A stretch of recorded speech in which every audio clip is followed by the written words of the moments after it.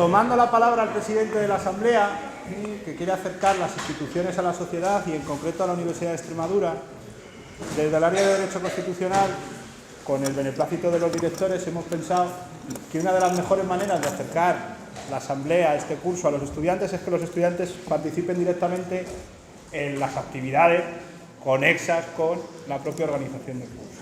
Así que presento a Gabriel, que es becario de colaboración del Departamento de Derecho Público de esta universidad y tiene la tarea de presentar al doctor Criado. Es licenciado en Derecho por la Universidad Complutense de Madrid, doctor en Derecho Constitucional por la Universidad del Estudio de Bolonia. Ha sido becario FPI, becario del Real Colegio de España en Bolonia, ha realizado estancias de investigación también en Bolonia, en la Universidad Central de Venezuela, en la Universidad de París, de Colombia. Ha sido profesor de la Universidad Complutense de Madrid, la Universidad de Alicante y actualmente, como saben, es profesor titular de Derecho Constitucional aquí en el área en el Departamento de Derecho Público. Es autor de más de una treintena de publicaciones sobre representación política y estatus del parlamentario, forma de gobierno, organización territorial del Estado, participación política, igualdad, extranjería, derecho constitucional estadounidense y iberoamericano y memoria histórica, de la que ahora dirige un programa de investigación. En la ponencia que va a dar a continuación va a hacer un análisis del recorrido histórico del control parlamentario al Gobierno. Espero que os guste. La cuestión que vamos a tratar aquí, que es la cuestión del control político del Parlamento sobre el Gobierno, se puede plantear desde diversos puntos de vista, porque en el fondo lo que estamos tratando es un contexto mucho más general del que se lleva escribiendo desde hace prácticamente un siglo, que es la crisis del Parlamento. La crisis que tiene el Parlamento comparada con la situación de supremacía y preponderancia que tuvo en la forma de gobierno europea desde su misma creación con las revoluciones liberales hasta su actual situación de subordinación política al Poder Ejecutivo y a los partidos. Por tanto, se puede plantear desde este punto de vista general la crisis del Parlamento, la crisis de la representación política, que se ha convertido prácticamente ya en un tema clásico del derecho constitucional, del derecho público en general o de la ciencia política. Otro punto de vista sería el interno, es decir, estudiar particularmente las instituciones de control que existen dentro de cada uno de los parlamentos y hacer una valoración sobre las mismas. Sin embargo, yo voy a adoptar un punto de vista intermedio. Lo que yo voy a hacer es encuadrar la función de control del Parlamento al Gobierno dentro de la evolución de la forma de gobierno, en el entendimiento de que la forma de gobierno, es decir, el análisis de las instituciones superiores de una comunidad política, sea hasta el Estado o una comunidad autónoma, y de las relaciones que mantienen entre sí, da las claves de lectura de por qué la función de control político ha adquirido la importancia que tiene y, por otro lado, en qué contexto podemos hablar de ella, dentro de qué Parlamento y con qué poderes. En este sentido, muchos autores vienen a hablar de que la función de control político sería la función principal del Parlamento, la función auténticamente genuina del Parlamento contemporáneo, en el entendimiento de que las otras funciones clásicas del Parlamento, la función representativa, se encuentra en crisis, no se sabe muy bien qué es lo que representan los parlamentos, y en la otra, la función legislativa, realmente responde al impulso y a la iniciativa del Gobierno y, por tanto, se enmarca dentro de una competencia gubernamental que sería la política legislativa. Por tanto, quedaría en pie esta función de control político como la función genuina de los parlamentos contemporáneos, que son parlamentos no tanto llamados a decidir, aunque es cierto que tienen competencias decisorias, sino llamados a controlar dentro de una labor de discusión que es la que se produce dentro de los parlamentos. Bien, la tesis fundamental que yo voy a sostener aquí es que es imposible un control real del Poder Ejecutivo por el Legislativo si no existe al mismo tiempo una capacidad decisoria del Parlamento, es decir, una función legislativa que no esté absolutamente subordinada al programa de gobierno, en términos generales. La primera cuestión que querría plantearles sería la del control, la relación que existe entre el control y la forma de gobierno. Aunque la función de control político solamente podemos encontrarla en unos términos reconocibles a partir de finales del siglo XIX, principios del siglo XX, cuando se produce una cierta autonomización del gobierno respecto al poder legislativo, lo cierto es que de control o de límites al poder se viene hablando desde que se ha reflexionado sobre la propia organización política de la comunidad. En el mundo clásico se viene intrínsecamente relacionado con la reflexión sobre la constitución mixta, en autores como Aristóteles, Polibio o Cicerón. Estos autores vienen a plantearse el siguiente problema. Habría una serie de formas de gobierno valiosas para la comunidad, pero en cuya evolución histórica degeneran en otras formas de gobierno que significan desvalores, que son malas para la comunidad política. Por lo tanto, lo que hay que buscar es la forma de gobierno que impide que se produzcan esas degeneraciones. Y encuentran que la mejor forma de gobierno para impedir estas degeneraciones es la constitución mixta, es decir, una estructura de gobierno que combinara el principio aristocrático de gobierno junto con la democracia. Para Aristóteles, esta constitución mixta evitaría la degeneración por cuanto sería la propia sociedad, los propios grupos sociales, quienes presionarían para evitar la degeneración del modelo. Es decir, para Aristóteles, el problema de la forma de gobierno es un problema de relación entre sociedad y estructura de gobierno. Sin embargo, Polibio, el gran historiador, encuentra que no necesariamente es así, sino que es precisamente el juego institucional, la propia relación de poder en las instituciones, los juegos de poder, los que provocan las degeneraciones de estas formas de gobierno. Y, por tanto, insistirá más en que la constitución mixta es una forma de organización institucional y no tanto de relación entre sociedad e instituciones. Aquí encontramos dos de los elementos que se van a ir combinando a lo largo de la historia para la constitución de las formas de gobierno. La idea del control como una función social sobre el poder, la idea del control como un problema de ingeniería institucional.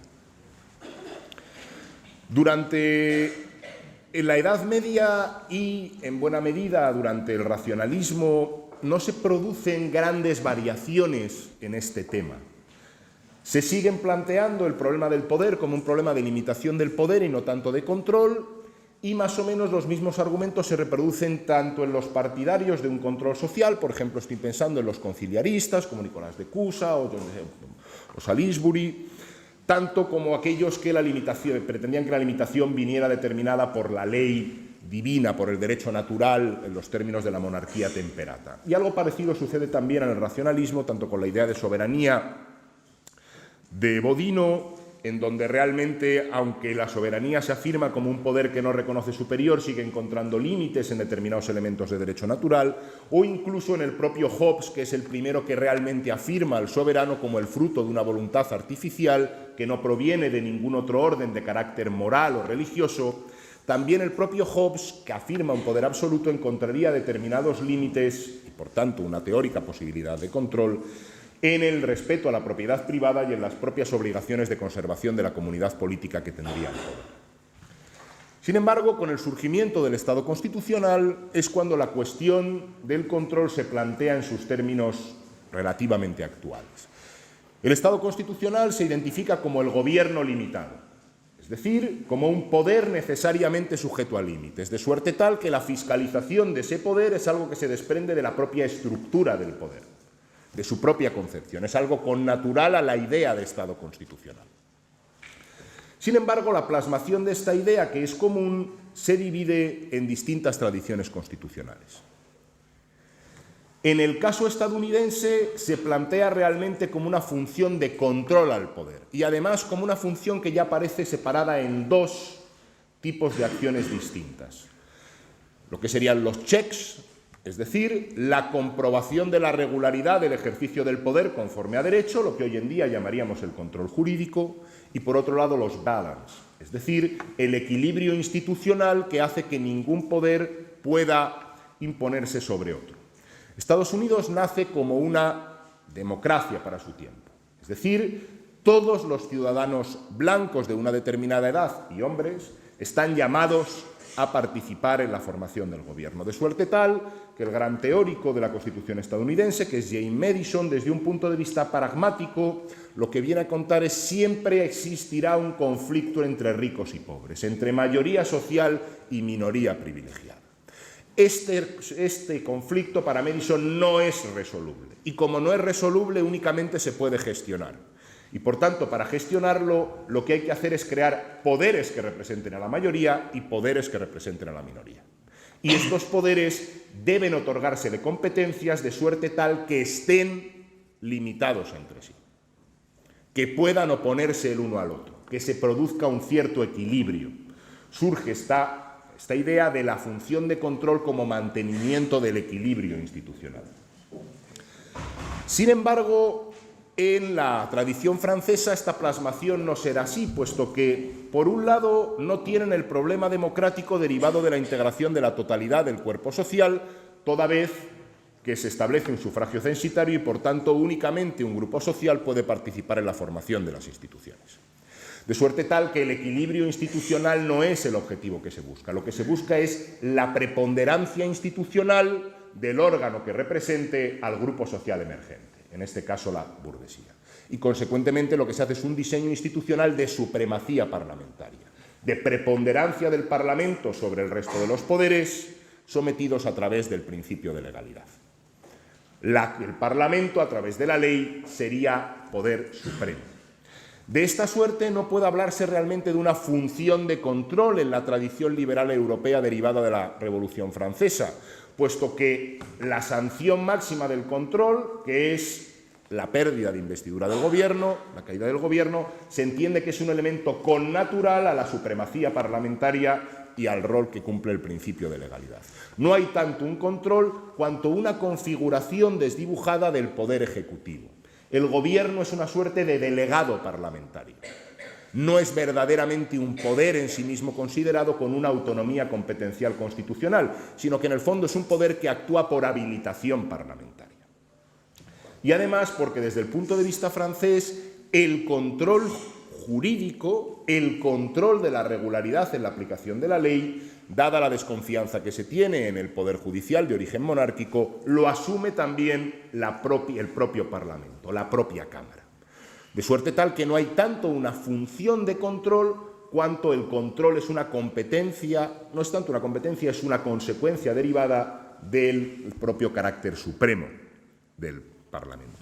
Y esto se va a extender durante gran parte del siglo XIX europeo, en donde el gobierno realmente va a ser un órgano que tenía encomendada la misión de arbitrar las relaciones entre los dos polos institucionales de poder, que son el Parlamento y la monarquía. De suerte tal que cuando el gobierno resulta exitoso en concitar estas relaciones y en impedir el enfrentamiento, se mantendrá en el cargo. En el momento en el que el gobierno falla en esta conciliación, caerá bien porque lo cese la Asamblea, bien porque el propio monarca realice una crisis de gobierno. La función de control, en cambio, comenzará a surgir cuando los gobiernos, los ejecutivos, comiencen a cobrar una cierta autonomía organizacional, comiencen a autonomizarse del control de la dependencia parlamentaria y a firmar ámbitos autónomos de poder. Lo que sucede fundamentalmente entre la segunda mitad del siglo XIX y los primeros años del siglo XX a través de dos ámbitos competenciales que son los que suscitan en esta época mayores enfrentamientos entre gobierno y parlamento, que son, por un lado, la hacienda pública y, muy en concreto, el gasto público, a quién corresponde el gasto y la decisión sobre el gasto, y, en segundo lugar, la cuestión de las relaciones exteriores. Ejemplos claros, por ejemplo, la ruptura más importante que se produce bajo la vigencia del Estatuto Albertino italiano del año 1848 se produce con el llamado Proclama di Moncaliere, en donde el rey declara la guerra a Austria prescindiendo de una competencia propia del Parlamento como es la declaración de la guerra y basándoselo en el monopolio de las relaciones exteriores que le correspondía. Casos similares se dan en Alemania, en Bélgica y en otros estados europeos. De suerte tal que frente a esta situación de parálisis institucional que supone el enfrentamiento corona-parlamento y la incapacidad que tiene el gobierno de poder mediarlo, comienza a desarrollarse una teoría para intentar autonomizar al gobierno del Parlamento y dotarlo de estabilidad, de continuidad y de un ámbito competencial propio, convertirlo en un auténtico poder del Estado. Esta teoría, que comienza a desarrollarse a principios del siglo XX, la llamamos parlamentarismo racionalizado. Deben quedarse con el nombre parlamentarismo racionalizado porque en España el Tribunal Constitucional, en una operación jurídica, desde mi punto de vista de dudoso, no particularmente ortodoxa, ha derivado competencias de los órganos a partir de la forma de gobierno, entendiendo que la forma de gobierno expresada en la Constitución española, la monarquía parlamentaria, es una forma de parlamentarismo racionalizado. Y la forma de gobierno y el parlamentarismo racionalizado tendrían una función normativa. Serían una norma que impondría una serie de vínculos jurídicos. Como verán, la tesis que yo voy a mantener aquí es la contraria. La tesis que voy a mantener aquí es que no es posible derivar la distribución competencial de la forma de gobierno, sino que es al contrario. Hay que reconstruir dogmáticamente la forma de gobierno a partir de la distribución competencial que existe en las constituciones o en otras normas institucionales, como pueden ser los estatutos de autonomía.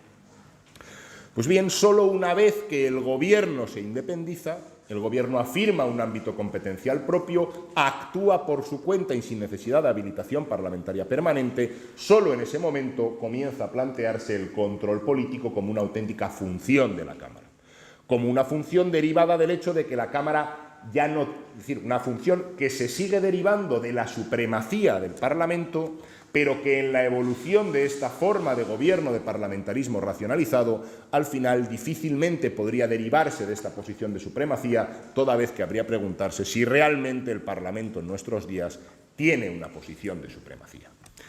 El surgimiento de los partidos políticos y su consolidación hacen que esta forma de gobierno se convierta en una cosa completamente distinta, que a la articulación institucional realmente existente en el Estado liberal, la dialéctica corona-parlamento o ejecutivo-parlamento, una dialéctica de tipo institucional u orgánico, sea sustituida por la dialéctica mayoría-minoría, de suerte tal que en las formas de gobierno parlamentarias contemporáneas existe una continuidad entre la mayoría parlamentaria y el gobierno al que sostiene.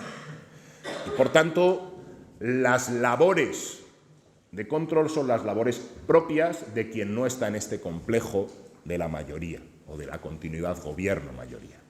Este cambio dialéctico hace que el entramado institucional existente comience a resultar ineficaz y, por tanto, se comiencen a plantear necesidades de cambios. Sin embargo, los cambios en la forma de gobierno son más profundos que simplemente este cambio de dialéctica institucional, sino que se producen realmente algunos cambios fundamentales. En primer lugar, ya he dicho la aparición de los partidos políticos, que supone una revolución absoluta de la forma de gobierno, toda vez que la propia organización jerárquica del partido se traslada a la organización institucional y, por tanto, existe una relación de jerarquía entre el gobierno y la mayoría parlamentaria. En segundo lugar, otro cambio sobre el que merece la pena llamar la atención es la aparición de funciones nuevas. En primer lugar, a la función ejecutiva clásica del gobierno le aparece una nueva función, la función de dirección política. Dice el artículo 97 de la Constitución española que el gobierno dirige la política interior y exterior. Si en el parlamentarismo clásico se entendía que la dirección política correspondía al Parlamento a través de la ley, es decir, el sometimiento a la ley significaba también una dirección política del resto del entramado institucional, en el parlamentarismo contemporáneo la dirección política corresponde al gobierno, que es el responsable de llevar a cabo su programa de gobierno, no solamente a través de las acciones competenciales propias, sino a través de otras acciones como puede ser la política legislativa. Esta función de dirección política no puede reconducirse a la función ejecutiva clásica. Es una función nueva que habrá que encajar en el entramado institucional. En segundo lugar, se produce también un cambio en la función parlamentaria, toda vez que las funciones clásicas del Parlamento, bueno, se produce más antes un cambio en la llamada función administrativa. Es decir, aparece una nueva función que podríamos definir como la función administrativa, toda vez que la actividad de la administración pública ya no es reconducible, por un lado, a la función ejecutiva clásica de los gobiernos, porque la aceleración del cambio tecnológico, de los cambios sociales y la necesidad de dar respuestas inmediatas a los cambios que se producen en la sociedad hacen que hoy en día la actividad de la Administración no pueda conceptuarse simplemente como la ejecución de normas generales y abstractas previas, sino que genera un ámbito de decisión propio de importante valor. Y tampoco puede reconducirse a la función de dirección política del Ejecutivo sobre la propia Administración, toda vez que cada vez surgen más administraciones que lo que se pretenden es precisamente autónomas e independientes de esta dirección política y que basen su acción en criterios de carácter técnico o de capacitación. En tercer lugar, tampoco resulta posible sostener que la función judicial contemporánea se corresponda con la función judicial clásica. La función judicial clásica consistía fundamentalmente en una función ejecutiva, en una función de aplicación de la ley previamente existente.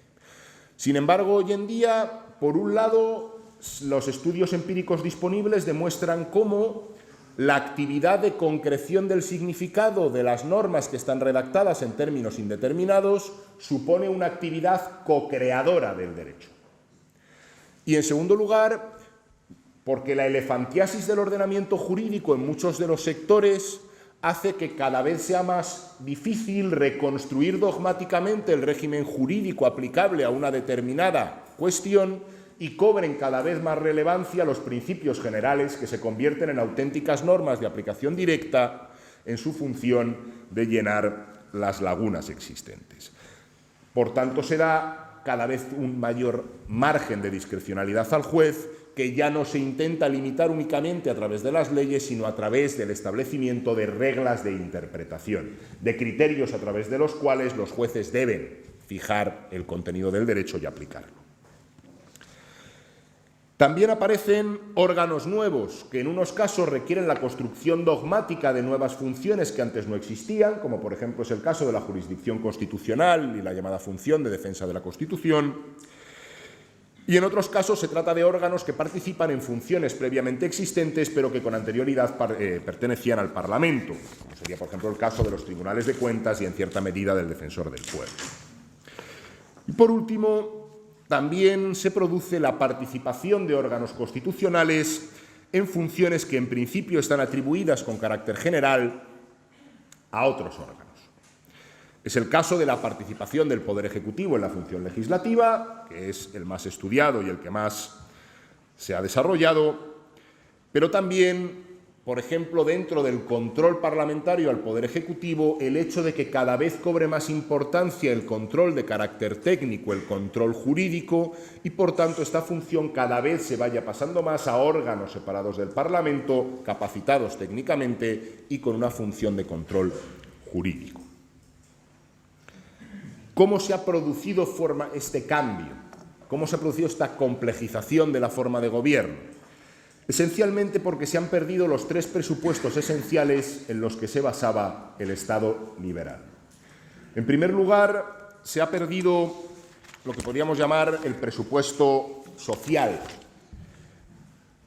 La teoría de la separación de poderes de Montesquieu no es una teoría que tuviera el éxito que tuvo por su coherencia lógica o su eficacia institucional, sino que realmente la relevancia del famosísimo capítulo 6 del libro 11 del Espíritu de las Leyes se debe al hecho de que esta estructura de poder estaba íntimamente relacionada con las luchas políticas de su época. Montesquieu diseña los tres poderes ligados a grupos sociales que los van a ocupar. Evidentemente, el poder ejecutivo corresponde al monarca. El poder legislativo corresponde, por un lado, a la victoriosa burguesía, pero también, a través de una segunda cámara, a la nobleza, que todavía no ha perdido sus privilegios. Y, por último, el poder judicial queda en una suerte de poder neutro, que el que par nul, dice Montesquieu, en algún sentido nulo, que no tenía más función que la de aplicar mecánicamente lo que establecía la ley y, por tanto, el reclutamiento de cuyos miembros se dejaba para la sociedad en su conjunto. Hoy en día esta estructura social ha desaparecido y, consecuentemente, los grupos sociales de referencia ya no son los mismos de los poderes. En segundo lugar, desaparece el fundamento jurídico-político, entendido como una estricta limitación del Estado a funciones de ámbito político, es decir, de garantía externa del orden público en general y del intercambio pacífico dentro del mercado y entre capital y trabajo. Esto permitía que existiera un auténtico Estado de Derecho, es decir, que la totalidad de las funciones ejecutivas, tanto las de administrativas como las de carácter judicial, se recondujera a un conjunto pequeño de leyes generales y abstractas que controlaban realmente el funcionamiento institucional y jurídico del conjunto del Estado. Y, en tercer lugar, ha desaparecido también el fundamento económico al perder importancia el mercado como elemento regulador de la economía capitalista. El viejo capitalismo liberal atomizado, en donde la competencia y, por tanto, el mercado fungía como un auténtico instrumento de ordenación, ha sido sustituido por un capitalismo acumulado y estatalmente asistido. Es decir, el Estado ha asumido funciones respecto tanto al funcionamiento de la economía como a su rescate en casos de crisis, como estamos viendo actualmente. La combinación de estos elementos explicativos del cambio y de la descripción del cambio anterior creo que pueden resumirse en la existencia de tres tendencias, fundamentalmente en la forma de gobierno contemporánea. Por un lado, una autonomización evidente del poder ejecutivo respecto al poder legislativo. En segundo lugar, un proceso de autonomización de la administración pública respecto a los centros de decisión política. Y, en tercer lugar, como conclusión, un proceso conjunto de autonomización del poder respecto a las determinaciones sociales de la ciudadanía. Es en este contexto en el que cobra importancia la idea de la función de control por parte del Parlamento. Sin embargo, la función de control nos plantea bastantes problemas. En primer lugar, nos plantea el problema de si podemos calificarla realmente como una función. Y, en segundo lugar, nos plantea el problema de que, dada la cantidad de mecanismos e instrumentos que se meten bajo esta especie de concepto amplio del control, encontrar características comunes que permitan relacionarlos entre sí no es una tarea fácil. En primer lugar, des en cuenta que al menos existen dos instrumentos o dos grandes grupos de instrumentos relacionados con el control político por parte del Parlamento. En primer lugar, aquellos mecanismos que conllevan una determinada sanción jurídica a través de su ejercicio, es decir, cuyo ejercicio implica una determinada consecuencia jurídica. Por ejemplo, la caída del Gobierno en la moción de censura o en la cuestión de confianza, la no convalidación del decreto ley en el caso del control de decretos leyes, la reprobación de un ministro en el caso de los ordenamientos que así lo mantengan, pero también cosas más sencillas. Por ejemplo, la comparecencia de un ministro o de un presidente, si se aprueba, obliga al presidente del Gobierno o al ministro a comparecer. Sin embargo, hay otra serie de instrumentos que no tienen resultado jurídico alguno, no tienen sanción jurídica, sino que realmente son instrumentos que valen en su ejercicio. Por ejemplo, las interpelaciones y las preguntas. Las interpelaciones y las preguntas no producen resultado jurídico alguno asociado a su ejercicio, sino que valen en su propio ejercicio. Y además de estos dos tipos se pueden diferenciar por otras razones. En primer lugar, estableciendo quién los ejerce. Aquellos mecanismos que implican una sanción jurídica tienen que ser adoptados por bien el Parlamento en pleno, a través del Pleno, o bien por órganos del Parlamento que resultan también representativos de la división política, la Junta de Portavoces, la Mesa o incluso las comisiones. Sin embargo, hay actos como las interpelaciones o las preguntas no son adoptados por ningún órgano del Parlamento, sino por sujetos que conforman la organización parlamentaria, como son los grupos parlamentarios y los parlamentarios individuales. De suerte tal que hay determinados actos que son imputables al Parlamento como órgano y que, por tanto, podrían conceptuarse como una función del Parlamento, y hay otra serie de actos que no son imputables al órgano en su conjunto, al Parlamento como tal, sino a los sujetos que lo componen. Y además existe una diferencia importante entre estos tipos de control, y es el de su eficacia. Es decir, hay instrumentos de control que, dada la sanción jurídica que tienen asumida, suponen una auténtica afirmación de la forma de gobierno y, por tanto, de la supremacía parlamentaria respecto al Poder Ejecutivo, una moción de censura que provoca la caída, la pérdida de una cuestión de confianza, una moción de impulso, por ejemplo, también. Y hay otra serie de acciones que no conllevan ninguna consecuencia jurídica o se resultan ineficaces respecto a la afirmación de la supremacía parlamentaria respecto al Poder Ejecutivo, al Gobierno. Luego, las interpelaciones y las preguntas son instrumentos que están más bien relacionados con el posible desgaste que se produzca al Gobierno. De esta suerte, podríamos hablar bien de una función única o bien de la existencia de dos tipos de instrumentos diferenciados. Determinados autores, como por ejemplo el profesor Manuel Aragón o el profesor Rubio Llorente, hablan de una función única de control a través de la siguiente interpretación. Dirá Manuel Aragón, en una distinción que se ha hecho muy clásica y que prácticamente todos los que escriben sobre función de control reproducen. Lo que existe es un control por el Parlamento, en el que es el Parlamento en su conjunto el que ejerce una función común al órgano y lo realiza, mociones de censura, cuestiones de confianza, mociones de otro tipo, creaciones de comisiones de investigación, todas aquellas que tienen que ser decididas bien por el Pleno, bien por un órgano de la Cámara, y existe un tipo de control en el Parlamento, que es aquel que se ejerce a través de grupos o de parlamentarios individuales. Poco más fina parece la distinción que realiza el profesor Rubio Llorente, que lo que establece es que, bueno, no se trata de una función común, lo que ocurre es que hay que distinguir entre el Parlamento como órgano, es decir, como unidad que el ordenamiento jurídico toma como tal y respecto a la cual se imputan los actos que realiza, son actos del Parlamento, actos orgánicos, y el Parlamento como institución.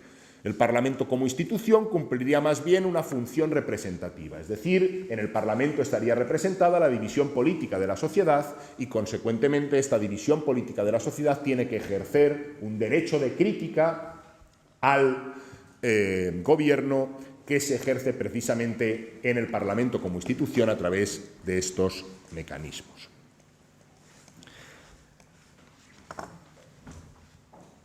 Otro sector doctrinal entiende que no estamos ante una función común, sino que precisamente estamos ante dos funciones completamente distintas.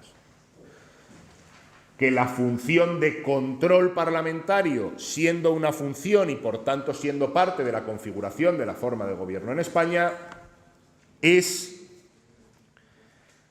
competencia del Parlamento y únicamente se manifiesta en todos aquellos actos que conllevan una determinada sanción. Consecuentemente, la función de control parlamentaria sería para estos autores una competencia de la mayoría destinada a asegurar la estabilidad gubernativa. Sería auténticamente una función de control, sino que sería más bien una concepción del control dentro de una forma de gobierno que prefiere la estabilidad gubernativa a la incidencia parlamentaria en el sometimiento del gobierno a su voluntad. Y el resto de las funciones realmente no pertenecerían a una función de control. Porque si nos ponemos a pensar, el derecho de crítica, el intento de minar la credibilidad del gobierno, de desgastarlo, de ir avanzando hacia las próximas elecciones, no es algo que pueda imputarse exclusivamente a determinados instrumentos de control, sino que es realmente algo que es predicable de toda la actividad parlamentaria, sea del tipo que sea. La presentación de enmiendas, precisamente, pretende también desgastar al Gobierno, demostrando que existen opciones mejores o más cercanas a la ciudadanía que la que el Gobierno presenta. Su defensa en el Pleno ya no quiero decir. Todo el procedimiento legislativo es también reconducible a esta idea de oposición y de desgaste al Gobierno. La actividad de la oposición, el derecho de crítica, no se agota en los instrumentos que los grupos parlamentarios o los parlamentarios individuales pueden ejercer como control, sino que se extiende a la totalidad de la acción parlamentaria. Y, consecuentemente, no sería una función específica que pudiéramos diferenciar a través de estos institutos. La posición mayoritaria dentro de la doctrina española es la primera, y en buena medida avalada por la jurisprudencia del Tribunal Constitucional, a través del siguiente argumento. Lo que realmente significaría el parlamentarismo racionalizado y la atribución de la dirección política al Gobierno sería la imposibilidad de que el Parlamento condicionase las decisiones del Poder Ejecutivo en la aplicación de su programa de gobierno. Consecuentemente, la dirección política, por un lado, implica el práctico monopolio de la gestión del proceso legislativo por parte del Poder Ejecutivo a través de la política legislativa, y también el monopolio en la gestión del presupuesto, sin la posibilidad de que el Parlamento introdujera variaciones en la política a través de cambios presupuestarios. Esto ha quedado respaldado de manera palmaria por el Tribunal Constitucional en la sentencia 223/1996, en donde declaró la inconstitucionalidad de 2 artículos del reglamento de la Asamblea de Extremadura, que precisamente lo que hacían era otorgar a la Asamblea de Extremadura la competencia para establecer qué enmiendas a los proyectos de ley del Parlamento significaban realmente aumento de los ingresos, aumento de los gastos o disminución de los ingresos, y por tanto debían ser autorizadas por el Poder Ejecutivo. Lo que hace en el fundamento jurídico sexto de esta sentencia el Tribunal Constitucional es derivar una competencia de la forma de gobierno. La forma de gobierno en España es el parlamentarismo racionalizado, y el parlamentarismo racionalizado obliga a que el Parlamento no pueda variar decisionalmente la política del Poder Ejecutivo, sino que es el Poder Ejecutivo el que tiene que tener el monopolio de la gestión de su presupuesto, eso sí, con el control del Parlamento. Consecuentemente, se declara la inconstitucionalidad de estos 2 artículos. Sin embargo, si ustedes se han dado cuenta, dada la complejidad de la forma de gobierno actual, pretender derivar el sistema competencial de la forma de gobierno y no reconstruir dogmáticamente la forma de gobierno a través del complejo competencial existente, creo que es una forma de razonamiento jurídico no particularmente ortodoxa, y en este caso me parece un tanto excesiva.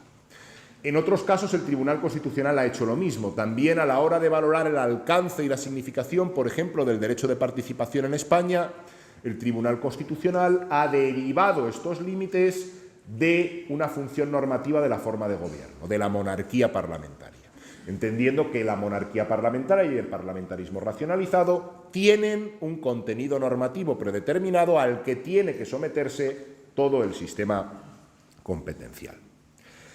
De esta suerte, lo que se pretende hacer por un determinado sector de la doctrina es recuperar el protagonismo del Parlamento a través de la función de control difuso, es decir, de esa función que pueden ejercer la minoría, los grupos parlamentarios y los parlamentarios individuales, la función que correspondería a la oposición, a través de 2 mecanismos jurídicos que quería comentar, pero como ya me están dando la hora, simplemente dejaré enunciados, que son lo que se llama la democracia de procedimiento, es decir, que en todos los órganos en donde se adopten determinados procedimientos estén representadas todas las minorías parlamentarias y, por tanto, tengan voz y capacidad de condicionamiento. Y, en segundo lugar, lo que se llama el cambio del principio de representación cuantitativa al principio funcional parlamentario. Es decir, que las decisiones de la Cámara no respondan simplemente al peso que tienen cada uno de los grupos y, por tanto, queden siempre en manos de la mayoría, sino que varias de esas funciones de control que son orgánicamente imputables al Parlamento y que, por tanto, decide sobre ellas la mayoría, puedan empezar a decidirse también por la oposición o por la minoría. Muy particularmente es la lucha por las comisiones de investigación, por ejemplo. El problema que yo creo es que estos mecanismos ya se han probado en otras latitudes y no han significado un aumento del protagonismo del Parlamento. Por ejemplo, en Alemania se puede pedir, según el artículo 44 de la Ley Fundamental de Bonn, se puede establecer una comisión de investigación por 1/4 parte de los parlamentarios. Desde los años 80 ya hay autores que dicen que es excesivo, una cuarta parte es demasiado, habría que intentar reducirlo. No ha aumentado enormemente el número de comisiones de investigación. La conclusión fundamental, y con esto quiero acabar, es que el protagonismo y el poder de un Parlamento no puede basarse exclusivamente en el control político del Gobierno. El control político del Gobierno es eficaz cuando se deriva de una auténtica supremacía parlamentaria. De no existir supremacía parlamentaria, es imposible que exista un control eficaz en los términos de que pueda amenazar realmente al Gobierno. Consecuentemente, el protagonismo del Parlamento pasa por la potenciación de las otras dos funciones, la representativa y la legislativa. Un Parlamento legislador, un Parlamento con un vigoroso mecanismo de conexión con la sociedad, es un Parlamento que puede echarle pulsos al Poder Ejecutivo y, por lo tanto, puede realizar una labor eficaz de control. Independientemente de todo ello, como esto no va a suceder de la noche a la mañana, la potenciación de los poderes de la minoría para el control del Gobierno, entendido fundamentalmente como instrumentos de potenciación de la labor de oposición y no tanto como instrumentos técnicos de fiscalización, sí deberían potenciarse, si bien teniendo en cuenta que en el fondo solamente cobran eficacia si se conectan con el control social, es decir, con el control que realizan los medios de comunicación, toda vez que las preguntas e interpelaciones cobran relevancia si son reproducidas por los medios de comunicación o se inscriben dentro de una táctica política en la que un determinado mensaje se va repitiendo en distintos foros, tanto los de control político como los de control social. Con esto acabaría agradeciéndoles mucho la atención prestada y su asistencia.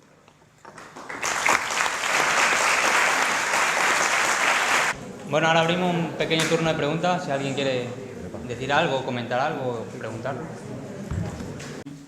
Nos decía él que efectivamente hay un cambio ahí de funciones y yo os sugiero dos problemas, ¿no? Una es la división horizontal del poder legislativo, en tanto en cuanto en los estados compuestos, por ejemplo en España, tenemos un legislador central y 17 legisladores periféricos. ¿Cómo afecta eso a la función de control? Si la puede potenciar o no. Y en otro ámbito, ¿cómo afecta también la integración de España, que es un Estado complejo, con esa división horizontal del poder legislativo, con una nueva división que es la del nivel europeo, ¿no? Si eso potencia, puede potenciar, pone más en crisis la figura del Parlamento, si es un elemento a tener en cuenta, alguna reflexión. Bueno, la posibilidad de autoorganización de las entidades con autonomía política puede ser un instrumento disfuncional a la consolidación de la forma de gobierno si realmente reproducen formas de gobierno distintas de la estatal. No es el caso español. En el caso español lo que se produce es una reproducción en todas y cada una de las comunidades autónomas de la forma de gobierno estatal. Es más, teóricamente la forma de gobierno que se reproduce era la pensada para determinadas comunidades autónomas en el 152 y se aplicó a la totalidad de las comunidades autónomas, incluso la sentencia 223/2006, el Tribunal Constitucional viene como a dar por entendido que esto es normativamente así y que del 152 se pueden derivar los caracteres de la forma de gobierno de la totalidad de las comunidades autónomas. En este sentido, las comunidades autónomas no han supuesto ningún elemento de cambio sustancial en la forma de gobierno desde mi punto de vista, otra cosa sería la forma de Estado, porque en todas ellas se ha reproducido el mismo problema, y es el de un Parlamento a la búsqueda de funciones y de actuaciones que permitan afirmar su importancia dentro del entramado institucional. La entrada en la Unión Europea, evidentemente, sí supone un cambio en la forma de gobierno de primer nivel, entre otras cosas porque acentúa muchísimo más el proceso de autonomización del Poder Ejecutivo respecto al Parlamento. Muy particularmente, desde mi punto de vista, en España, que tiene muy mal resueltas las competencias parlamentarias en esta materia respecto al Poder Ejecutivo. Nosotros hemos visto, cuando yo estudiaba estaba de moda el sistema del Folketing danés y se escribieron un montón de libros que lo que pretendían era que en España el sistema de control del Parlamento sobre la actividad exterior del Gobierno en la Unión Europea se hiciera según el modelo del Folketing danés, que tiene una comisión en donde tiene que ir a sentarse allí y aparte tienen que recibir determinadas autorizaciones. El profesor José Ángel Camisón es especialista en este tema y se lo puede explicar detenidamente. Posteriormente, como lo del Folketing danés parecía mucho, se intentó que hiciéramos por lo menos lo que hacen los holandeses con su Comisión de Asuntos Exteriores, que sientan a puerta cerrada a los miembros del gobierno y se les informa previamente de cuáles son las posiciones que se van a adoptar dentro de las instituciones europeas, y allí pues disputarán, se pelearán o intentarán forzarles o darles mandatos sobre las posiciones que tendrían que mantener. En el caso alemán, el Tribunal Constitucional alemán, desde la sentencia de Maastricht hasta la última del MEDE, lo que viene a decir en todos y cada uno de los casos es que, muy bien, pero hay que crear procedimientos específicos de participación del Parlamento en las decisiones que se adopten respecto a la Unión Europea. No ya procedimientos de control del Parlamento de la actuación exterior del Poder Ejecutivo, procedimientos de participación del Parlamento en la decisión, en el entendimiento de que el Ejecutivo no está ejerciendo competencias de política exterior o de dirección de la acción exterior que serían su competencia propia, sino que lo que está es ejerciendo competencias soberanas de las que previamente tenía el Parlamento y podía legislar sobre ellas, y ahora no, porque se han pasado a la Unión Europea. Entonces, en este camino sí queda bastante que recorrer. Yo creo que el modelo a seguir ya ni Folketing ni holandés, sería, pues, como en todo lo demás, el que han marcado los alemanes, ¿no? ¿Más cuestiones? Yo creo que en la actualidad los grupos sociales que no lo representan, creo que sería una cuestión importante abordar la representatividad y que eso no estuviera en crisis, dado que una democracia directa es mucho más difícil en una sociedad tan estructurada como la nuestra, compleja, numerosa. Entonces la sociedad directa, o sea, la democracia directa, donde tenemos, pues, en la Constitución se recogen así instrumentos, no se puede uno olvidar de la democracia representativa. ¿Qué piensa usted sobre la modificación del sistema electoral, del sistema del límite del 5%, de que un nombre sea un voto, de que no valga más un voto, pues, en el País Vasco que en el resto de España, y que, por ejemplo, a nivel nacional, por ejemplo, Extremadura Unida o Grupo ID, que tiene un valor nacional, o sea, los votos que tiene el valor nacional, a diferencia de un grupo, por ejemplo, los catalanes o los vascos, que solamente tienen su circunscripción en una comunidad autónoma, porque tenga más peso a nivel nacional que otros grupos que tienen representación nacional entera y todos los ciudadanos españoles. La posibilidad de la modificación de la ley electoral que pudiera dar una mayor representación y que ya no hablásemos tanto de que no nos representan, sino que volviéramos a que el ciudadano volviese a creer que realmente están representados en el Parlamento. Muchas gracias. Bueno, esta era la pregunta fácil, ¿no? Me plantea yo creo que hay como dos cuestiones en su pregunta, no sé si me equivoco. Es decir, por un lado sería valorar la reforma de la ley electoral y si la reforma de la ley electoral puede contribuir a la crisis de la representación como una de las manifestaciones de la crisis del Parlamento, ¿no? O sea, dos cosas. Yo creo que la ley, el nivel de consenso existente sobre la necesidad de una reforma de la ley electoral en España es tan alto que lo lógico sería que se reforme cuanto antes. ¿Esto va a suponer una sustancial variación de la crisis de la representación política? Yo creo que no. Yo creo que no, porque el problema de la crisis de la representación es qué es lo que se representa. Y por un lado son las necesidades de representación de la sociedad y por otro las necesidades de unificación de la decisión dentro del Estado. Me explico. La teoría de la representación política es una teoría que no surgió para representar a la sociedad, sino que surgió para unificar la decisión en el vértice del Estado y que ésta pudiera imputarse a la totalidad de la sociedad. Es decir, la teoría de la representación surge precisamente para evitar que la excesiva fragmentación social signifique un periodo de permanente inestabilidad. La teoría de la representación es una teoría para la unificación de la decisión en el vértice del Estado, para decir, esta es la decisión del Estado y además es representativa de los intereses, de la mayoría o de donde sea. La teoría de la representación espejo, esta idea de que el órgano de representación debería representar la pluralidad del grupo social, es una teoría distinta y que no es la teoría clásica de la representación. El principal problema que tenemos es el siguiente: una reforma electoral que permita al Parlamento representar la fragmentación del cuerpo social. Esto es complejo. En primer lugar, porque la fragmentación del cuerpo social no sabemos hasta dónde llega. Y una de las características fundamentales de nuestro tiempo es la fragmentación del sujeto político. El sujeto articulado en grandes partidos, en grandes identidades sociales, en intereses compartidos y tal, ha dejado de existir. Esto lleva teorizado desde los tiempos de Ingelhard y los valores postmaterialistas, de suerte tal que existe una fragmentación en torno a identidades e intereses concretos, en parte organizada por los movimientos sociales y en gran parte sin ningún tipo de organización clara de referencia. De suerte tal que realmente los partidos políticos no son capaces de representar a la sociedad. Y no son capaces porque necesariamente todo partido parte de un nivel amplio de abstracción de los sectores. En segundo lugar, porque tampoco puede encontrar sectores de referencia que no sean contradictorios entre sí. En muchas ocasiones, intentar acudir a un determinado grupo de sectores significa intentar representar intereses contrapuestos, contrarios o difícilmente complementarios entre sí.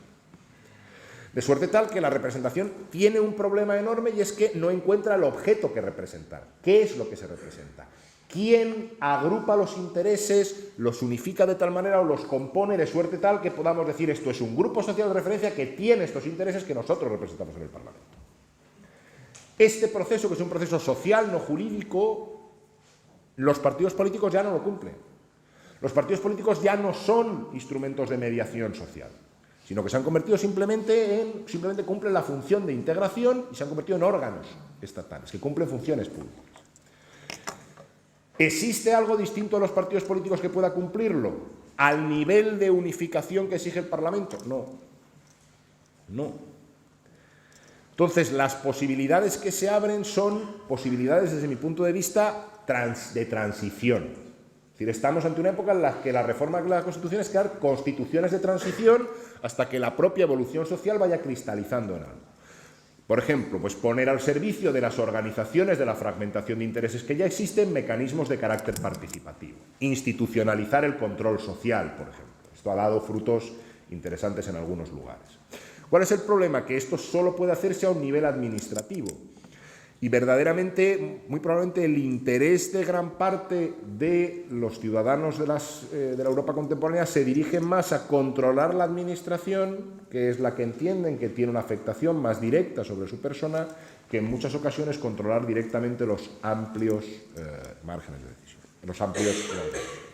En segundo lugar, ¿qué es lo que ocurre con la reforma de la ley electoral en España? Bueno, que actualmente nosotros estamos asistiendo a un doble proceso en España. Por un lado, a un proceso ascendente de un cierto cambio en la configuración y organización social. Es decir, los partidos políticos comienzan a dejar de ser las grandes organizaciones de referencia y comienzan a serlo otras de organización muy sectorial y muy concreta de los intereses, en donde la gente vuelca sus grandes actividades de militancia, defensa y participación política. Y por otro lado, un proceso descendente de cierta descomposición del sistema político, en el sentido de que el principio de autoridad comienza a diluirse y los grandes gestores de la vida institucional comienzan a ser vistos por los ciudadanos como algo ajeno a ellos o que les perturba o no les gusta, dejémoslo así. Claro, entonces nosotros vamos a hacer una ley electoral, ¿para qué? Vamos a acelerar este proceso, vamos a hacer una ley electoral para decir, bueno, frenemos la descomposición y entonces aceptemos que Izquierda Unida le va a pegar el sorpaso al PSOE y entonces va a ser el partido de referencia del centro izquierda y que UPyD puede fragmentar a la derecha de suerte tal que el problema tradicional de fragmentación de la izquierda se pase también a la derecha. Es decir, verdaderamente creo que no se va a decidir una ley electoral sin conocer cuáles van a ser las consecuencias en el reparto político. Y como a día de hoy el nivel de inconcreción e indeterminación de las posibles consecuencias que tenga una reforma electoral son muy altas, y puesto que los dos partidos mayoritarios están asistiendo a la mayor pérdida de apoyo social en intención de voto de su historia, mucho me temo que la reforma electoral va a ser fundamentalmente cosmética. Es decir, se va a hacer porque la ciudadanía lo pide, pero no se va a hacer una reforma electoral que verdaderamente abra el campo de la representatividad. O sea, se lo digo muy claro, si yo fuera de la dirección del PSOE o del PP, me opondría con uñas y dientes a ello, porque sería incapaz de ver cuáles son las consecuencias que realmente puede tener sobre mi propia organización, en un momento, ya digo, de fuerte indeterminación y en donde se dan dos procesos cuya convergencia no sabemos qué es lo que puede suceder. No sé si he respondido a su pregunta. Yo, en cierta elección, siempre observo que cuando hay una mayoría absoluta, suele ser casi siempre, por ejemplo, en la actual más o menos ronda un 30% de porcentaje de personas que han votado a ese partido. Y teniendo ese 30% de ese electorado que ha ido a ejercer el voto, ¿no te parece que eso de aplicarle una mayoría absoluta es un poco irreal, puesto que solamente de todo el electorado solamente le han votado un 30%? Y, por ejemplo, hacer que esa representación, vale, tiene todos los diputados que quiera, pero que esos diputados que tenga, a la hora de hacer o de constituir leyes, etcétera, represente realmente ese 30%. O sea, que no sea una mayoría absoluta porque luego se haga la distribución de parlamentarios, de diputados o de congresistas y se le dé esa mayoría, sino que si tú tienes ese 30%, vale, vas a tener más diputados, pero solamente va a representar ese 30%. ¿Para qué? Pues para que también partidos que tienen menos votos, pero que han sido votados, pudieran acceder también a esa representación y no estar sometida la sociedad a los votos de un 30% que dicen sí, tenemos mayoría absoluta, como si realmente hubiese votado más del 50% de ese electorado cuando realmente se le ha votado un 30%. No sé si me explico. Sí, lo que ocurre es que usted está otorgando a las elecciones solamente una función, que es la de representación de la división social. Y lo cierto es que las elecciones tienen una segunda función que no está teniendo en cuenta, que es la de crear gobierno. Entonces, el problema que se plantea es el siguiente: ¿cómo conciliar ambos elementos?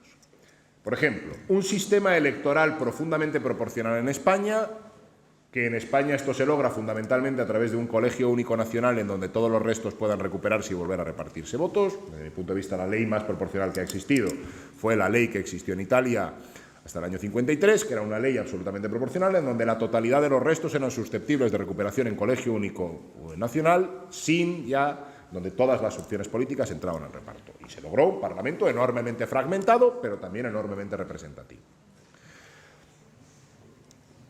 El problema de este tipo de sistema electoral es que resulta enormemente complejo formar gobierno. Es decir, sería un sistema electoral que cambiaría la forma de gobierno en España. Sería un sistema electoral en donde probablemente el Parlamento recuperaría la centralidad o parte de la centralidad que ha perdido, toda vez que existiría una enorme dependencia del Poder Ejecutivo, de sus apoyos parlamentarios, y por tanto tendría que estar constantemente atento a atender las distintas demandas de los grupos que lo apoyan.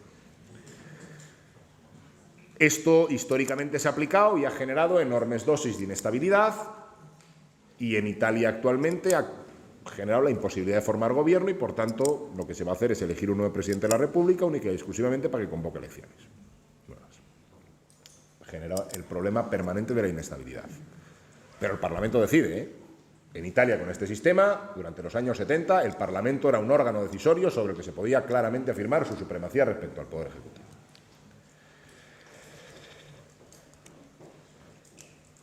Probablemente la cuestión es que en el caso español se han llegado a niveles un poco excesivos. Es decir, que con el 33% de los votos totales tú puedas tener una mayoría absoluta como la que tiene la actual mayoría de gobierno, pues se reputa una consecuencia jurídica probablemente excesiva. Ahora bien, esto ocurre simplemente cuando hay determinados niveles de abstención. Uno de los problemas que tendría que corregir el sistema electoral español sería las distorsiones de funcionamiento que provoca ante altos niveles de abstención. Aunque también en este caso se podría decir, bueno, el que no vota sabe a lo que se atiene. De todas formas, manejar la abstención como variable a la hora del diseño de los sistemas electorales es enormemente complejo. Y sistemas electorales diseñados, por ejemplo, una de las razones por las que el sistema electoral italiano funcionó con tantos niveles de proporcionalidad es, entre otras cosas, porque en Italia era muy frecuente rondar el 80 o superar el 80% de participación. El índice de abstención era muy baja y, por tanto, existía un nivel muy alto de participación y un nivel muy alto también de dispersión del voto. Bien, pues finalizamos aquí la intervención del profesor Criado.